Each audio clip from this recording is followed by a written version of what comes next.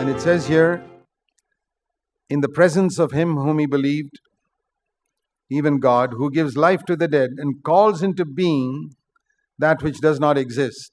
ఇక్కడ మనం చూసినట్లయితే తాను విశ్వసించిన దేవుని ఎదుట అనగా మృతులను సజీవులుగా చేయవాడును లేని వాటిని ఉన్నట్టుగానే పిలుచువాడినైన దేవుని ఎదుట అతడు మనందరికీ తండ్రి అయి ఉన్నాడు. Something that doesn't exist, a happy marriage, God calls it into being. లేనివి ఉన్నట్టుగా పిలిచేవాడు దేవుడు. మన వివాహ జీవితంలో సంతోషం లేనట్లయితే దాన్ని కలుగజేయగలడు. And in hope, against hope, he believed there was absolutely no hope for a 90-year-old woman to have a child. కాబట్టి నిరీక్షణకు ఆధారం లేనప్పుడు అతడు నిరీక్షణ కలిగి నమ్మెను. నిజానికి మనం చూసినట్లయితే 90 సంవత్సరాల ఒక స్త్రీకి పిల్లలు కలుగుతారు అనే నిరీక్షణ లేదు. But he believed. Why did he believe? కానీ ఆయన విశ్వసించాడు. ఎందుకు విశ్వసించాడు? He didn't visualize, he believed because God had given him a promise. ఆయన ఏదో కళ్ళు మూసుకొని ఊహించుకోలేదు, కానీ దేవుడు వాగ్దానం చేశాడు కాబట్టి ఆ మాట నమ్మాడు. And that's why it's very important for you to read the scriptures, to know the promises. అందుకే దేవుడిచ్చిన వాగ్దానాలను తెలుసుకోవటానికి లేఖనాలను చదవటం అనేది ఎంతో ప్రాముఖ్యమైన విషయం. I think of so many situations where it's not that you can claim a promise for all types of situations, but suddenly a word comes into your mind in some situation if you're walking with God and listening to his word. అంటే ఏదో మనం వెళ్ళే ప్రతి పరిస్థితిలో ఏదో ఒక వాక్యాన్ని పట్టుకొని నమ్మటం అని కాదు, కానీ మనం కొన్ని ప్రత్యేకమైన పరిస్థితుల్లో వెళ్తున్నప్పుడు దేవునితో నడుస్తూ ఉన్నప్పుడు దేవుడు మనకి తన వాగ్దానాన్ని గుర్తు చేస్తాడు. And say, Lord, I'm going to claim that. ప్రభువా, దీన్ని నేను నమ్ముతున్నాను, దీన్ని విశ్వసిస్తున్నానని చెప్తాం. You know, when my wife and I were walking down Friday evening to the railway station to catch the train. నేను నా భార్య శుక్రవారం సాయంత్రం ట్రైన్లో వెళ్ళటానికి వెళ్తూ ఉన్నాం. In the dark, this person dropped this big 6-foot iron handle on her foot. And boy, she was in real pain. ఇక్కడ చీకట్లో ఏమైందంటే ఒక వ్యక్తి 6 అడుగుల ఐరన్ హ్యాండిల్ మా కాళ్ళ మీద వేశాడు. And we somehow limped across to the compartment. మొత్తానికి మేము కంపార్ట్మెంట్ దగ్గరికి వెళ్ళగలిగాం. And I thought, now what shall we do? నేనేం ఆలోచించానంటే ఇప్పుడు మనం ఏం చేయగలం? Why has God given us all these promises in scripture saying, ask in my name and I'll give it to you if you ask the Father anything in my name? దేవుడు ఎందుకు వాగ్దానాలను ఇచ్చాడు? మీరు అడగండి మీకు ఇవ్వబడుతుంది, నా నామమున మీరేం అడిగి నేను చేస్తాను. And there are a couple of brothers there with us and said, okay, we are 2 or 3 here now, we can pray. కొంతమంది సహోదరులు మాతో అక్కడ ఉన్నారు, మనం ఇక్కడ 2-3 ఉన్నాం కాబట్టి మనం కలిసి ప్రార్థన చేద్దామని నేను చెప్పాను. Jesus, you're in our midst, and if you ask for anything, it will be granted. These are all just vague sort of smoke in the sky type of thing, which got nothing concrete about it. ప్రభువా, మేము ఇక్కడ ఉన్నాము, మా మధ్యలో మీరు ఉన్నారు అని ప్రార్థన చేయటం కేవలం అది ఏదో ఆకాశంలో పొగలాంటిదేనా, లేకపోతే అది మనకేది కనపడిందేనా? I said, Lord, this is the time where I want to claim these promises. In Jesus' name, I am asking you that she'll be free. And ప్రభువా, యేసు నామములో నేను ఆ వాగ్దానాలను నేను ఇప్పుడు ఎత్తి పట్టుకుంటున్నాను, నేను అడుగుతున్నాను ప్రభువా, తన నొప్పి నుంచి ప్రభువా నివారణ చేయండి. A word popped into my mind, that verse, not one bone of his will be broken. I said, well, I'm not claiming that for life, but this particular situation. ఆయన ఎముకల్లో ఒక ఎముక కూడా విరగదు అని ఒక వాగ్దానం ఉంది, అంటే అది జీవితానికి సంబంధించింది, కానీ ఈ పరిస్థితిలో నేను దాన్ని అడుగుతున్నాను. I claim that no bone will be broken. ఒక్క ఎముక కూడా విరగకూడదని నేను అడుగుతున్నాను దేవుణ్ణి.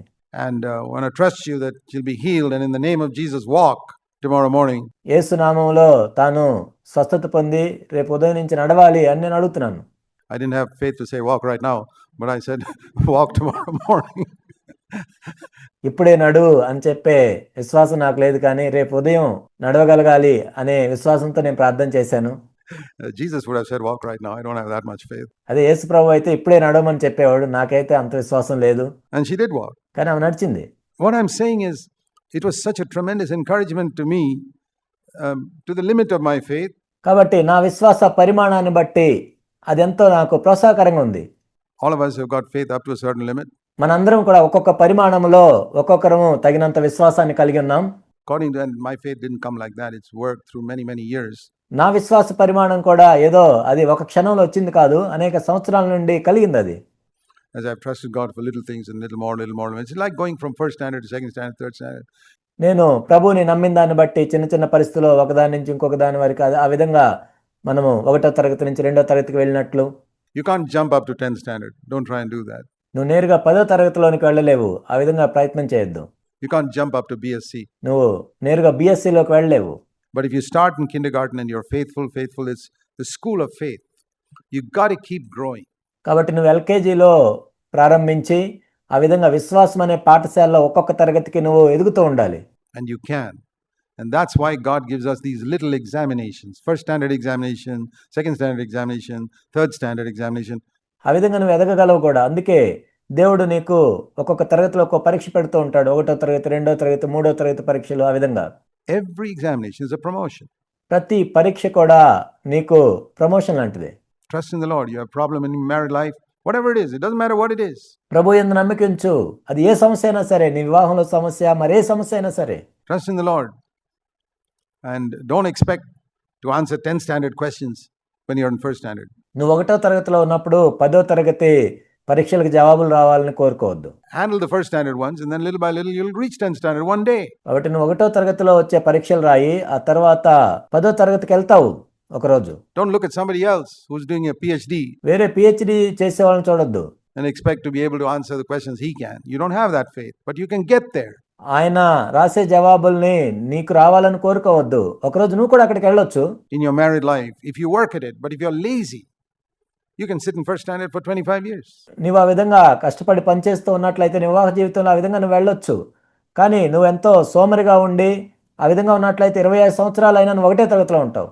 Every little thing that comes up, don't just give up hope and say, oh, there's no hope. కాబట్టి ఏ సమస్య వచ్చినా కానీ విడిచిపెట్టొద్దు, ఇంకే నిరీక్షణ లేదని. Let the unbelievers and the atheists and all say that. You say no. అవిశ్వాసులు, నాస్తికులు ఆ విధంగా చెప్పనివ్వు, కానీ నువ్వైతే ఒప్పుకోవద్దు. God can solve this. దేవుడు దీన్ని పరిష్కరించగలడు. And little by little,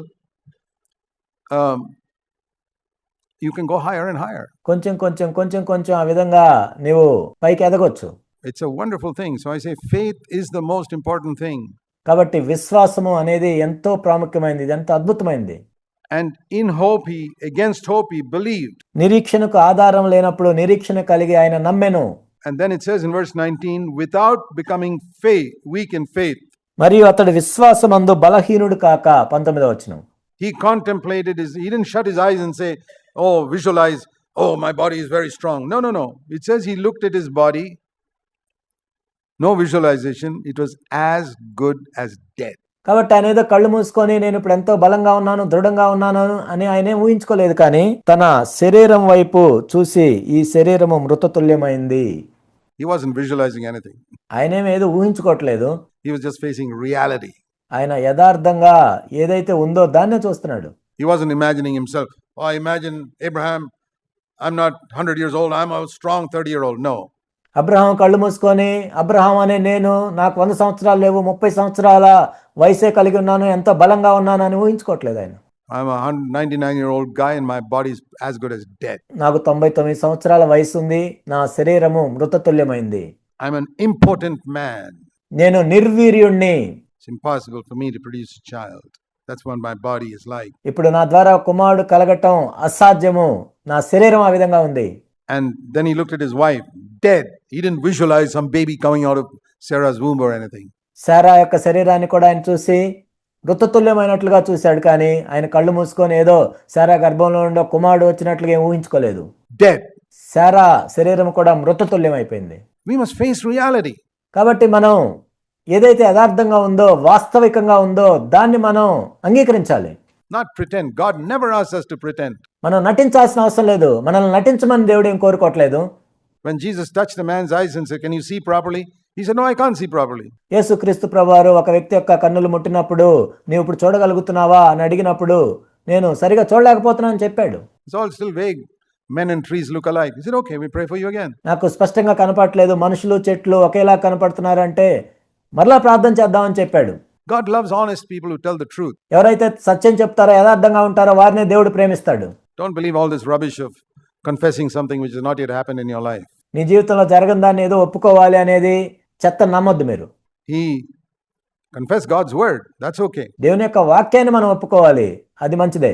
But not what you visualize. కానీ నువ్వేదో కళ్ళు మూసుకొని ఊహించుకున్న దాన్ని కాదు. And he's looked reality square in the face. కాబట్టి వాస్తవాన్ని ఆయన నేరుగా చూశాడు. A dead marriage. మృతతుల్యమైన వివాహము. A pretty miserable situation. Always fighting, quarreling. ఎంతో దౌర్భాగ్యమైన పరిస్థితి, ఎప్పుడు కొట్లాడుకోవటం. It looks as if there's no hope. Like he looked as if there's no hope for a child. You look as if you'll never see a day when you'll have peace in your home. Okay. Abraham ఏ విధంగా అయితే ఎటువంటి నిరీక్షణ లేకుండా ఉన్నాడో, మృతతుల్యమైనట్లుగా చూశాడో, నీ వివాహ జీవితాన్ని కూడా ఒక మృతతుల్యమైన దానిగా నువ్వు చూస్తున్నావేమో. ఒక్కరోజైనా మా కుటుంబంలో సమాధానం ఉంటుందని నువ్వు అనుకుంటున్నావేమో. Absolutely dead. మృతతుల్యమైపోయింది. But he did not waver in unbelief. కానీ ఆయన అవిశ్వాసం వలన సందేహించలేదు. He said, God wants me to have a good marriage. I see that in chapter 2 of Genesis. నేను మంచి వివాహాన్ని కలిగి ఉండాలని దేవుడు కోరుకుంటున్నాడు. ఆదికాండం 2వ అధ్యాయంలో దాన్ని నేను చూశాను. And whoever's messed up my life, married life, it's not God, it's the devil. నా వివాహ జీవితాన్ని పాడు చేసింది దేవుడు కాదు, కానీ సాతాను. Jesus said he has come to steal and to kill and to destroy. యేసుక్రీస్తు ప్రభువారు సాతాను గురించి ఏం చెప్పారంటే, సాతాను దొంగిలించటానికి, చంపటానికి, నాశనం చేయటానికే వస్తాడు. He's come to steal all the happiness in marriage. వివాహంలో ఉన్న సంతోషాన్ని దొంగిలించడానికి వస్తాడు. He's come to kill what little life there is in the marriage and destroy it completely. ఏదైతే కొంచెం జీవం ఉందో దాన్ని కూడా చంపివేసి సంపూర్ణంగా నాశనం చేయటానికి వస్తాడు సాతాను.